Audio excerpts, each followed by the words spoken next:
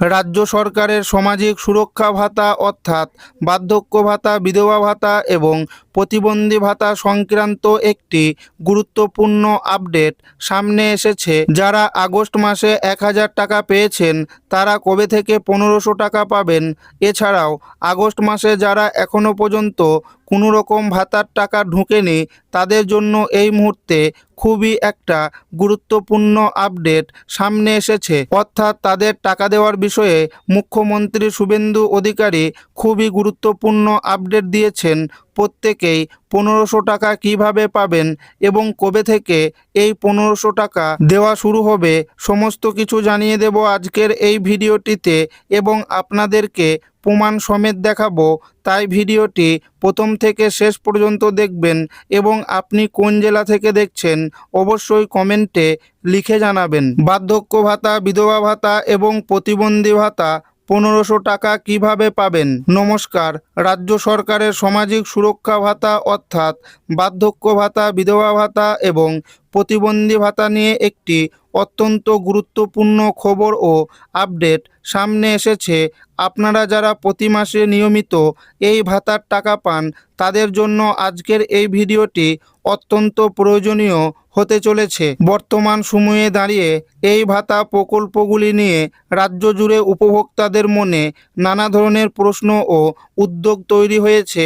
বিশেষ করে আগস্ট মাসের ফান্ডের টাকা ব্যাংক অ্যাকাউন্টে জমা হওয়াকে কেন্দ্র করে একটি বড়সড় বিভ্রান্তি দেখা দিয়েছে। অনেকেই আমাদের কাছে কমেন্ট করে ও সরাসরি জানাচ্ছেন যে তাদের ফোনে এখনও টাকা জমা হওয়ার কোনো মেসেজ আসেনি।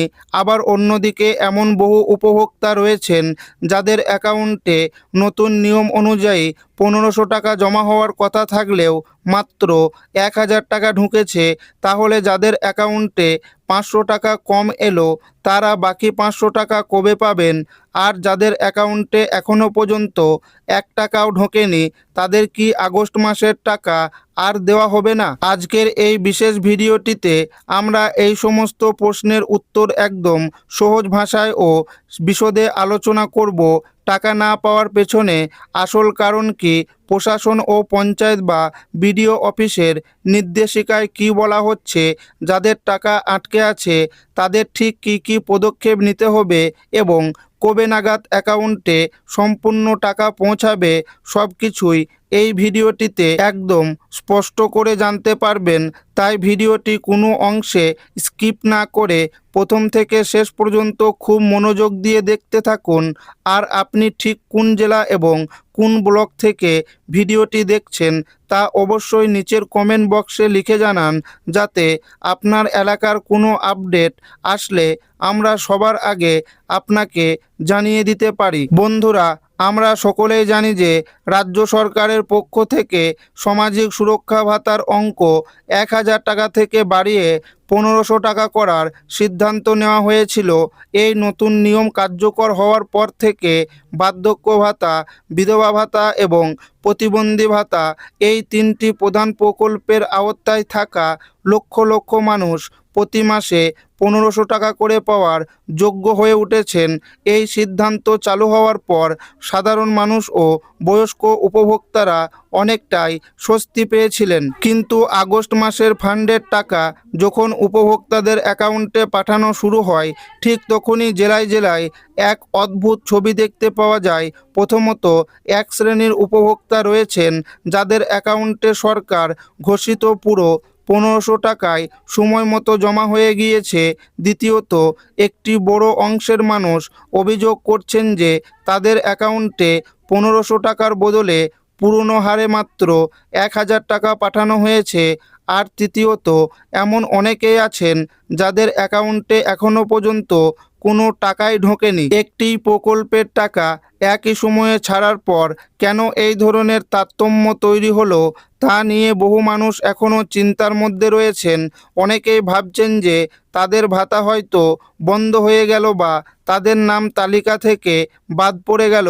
তবে রাজ্য প্রশাসন ও সংশ্লিষ্ট সূত্রের খবর অনুযায়ী এই নিয়ে ভয় পাওয়া বা আতঙ্কিত হওয়ার কোনো কারণ নেই।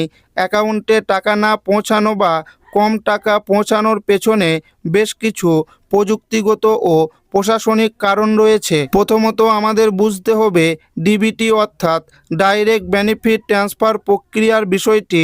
সরকারি তহবিল থেকে যখন একযোগে লক্ষ লক্ষ মানুষের অ্যাকাউন্টে টাকা পাঠানো হয় তখন সেই প্রক্রিয়াটি একদিনে বা এক নিমিষে সম্পূর্ণ হয় না। রাজ্যে ট্রেজারি থেকে ধাপে ধাপে বা ফেজ ওয়াজ বিভিন্ন জেলার ফান্ডের টাকা রিলিজ করা হয়। ফলে দেখা যায় একই দিনে এক জেলার মানুষ টাকা পেয়ে গেলেও অন্য জেলার মানুষের অ্যাকাউন্টে টাকা পৌঁছাতে 2-3 দিন বা তার বেশি সময় লেগে যায়। দ্বিতীয়ত বড় কারণটি হলো আধার ও ব্যাংক অ্যাকাউন্ট সংক্রান্ত সমস্যা। যাদের ব্যাংক অ্যাকাউন্টের সাথে আধার নাম্বার সঠিকভাবে যুক্ত নেই অথবা যাদের ব্যাংকের এনপিসিআই বা ডিবিটি সার্ভিস সক্রিয় করা নেই তাদের ক্ষেত্রে টাকা প্রসেস হতে গিয়ে আটকে যায়। এছাড়া অনেক উপভোক্তার অ্যাকাউন্টে কেওয়াইসি আপডেট না থাকার কারণে বা অ্যাকাউন্ট দীর্ঘদিন ধরে নিষ্ক্রিয় বা ইনঅ্যাক্টিভ থাকার কারণে ব্যাংক থেকে পেমেন্ট রিজেক্ট করে দেওয়া হয়। তৃতীয়ত নতুন বর্ধিত হারে 1500 টাকা দেওয়ার সিদ্ধান্ত নেওয়ার পর অনেক ক্ষেত্রে উপভোক্তাদের তথ্য নতুন করে যাচাই বা ভেরিফিকেশন করা হচ্ছে। ডেটাবেস আপডেট করার এই প্রশাসনিক কাজের জন্যই আগস্ট মাসের টাকা প্রক্রিয়াভুক্ত হতে কিছুটা বাড়তি সময় লাগছে। এখন প্রশ্ন হচ্ছে যাদের অ্যাকাউন্টে 1000 টাকা এসে পৌঁছেছে তাদের বাকি 500 টাকা কবে দেওয়া হবে? আপনি যদি ইতিমধ্যেই 1000 টাকা পেয়ে থাকেন তবে জেনে রাখুন আপনার ভাতা সম্পূর্ণ চালু রয়েছে এবং আপনার নাম সরকারি তালিকায় বহাল রয়েছে। যেহেতু আগস্ট মাস থেকেই 1500 টাকা দেওয়ার নিয়ম প্রযোজ্য তাই প্রাথমিক দফায় প্রযুক্তিগত কারণে টাকা দেওয়া হলেও অতিরিক্ত 500 টাকা পরবর্তী ডিবিটি কিস্তি বা সংশোধিত পেমেন্ট প্রক্রিয়ার মাধ্যমে আপনার অ্যাকাউন্টে জমা করে দেওয়া হবে।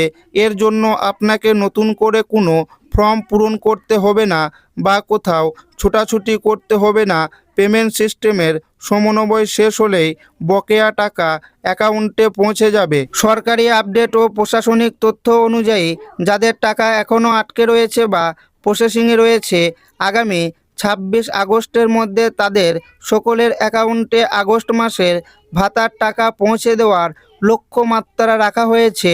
সুতরাং 26 আগস্ট পর্যন্ত একটু ধৈর্য ধরে অপেক্ষা করুন এবং নিয়মিত নিজের ব্যাংক অ্যাকাউন্টের স্ট্যাটাস চেক করতে থাকুন।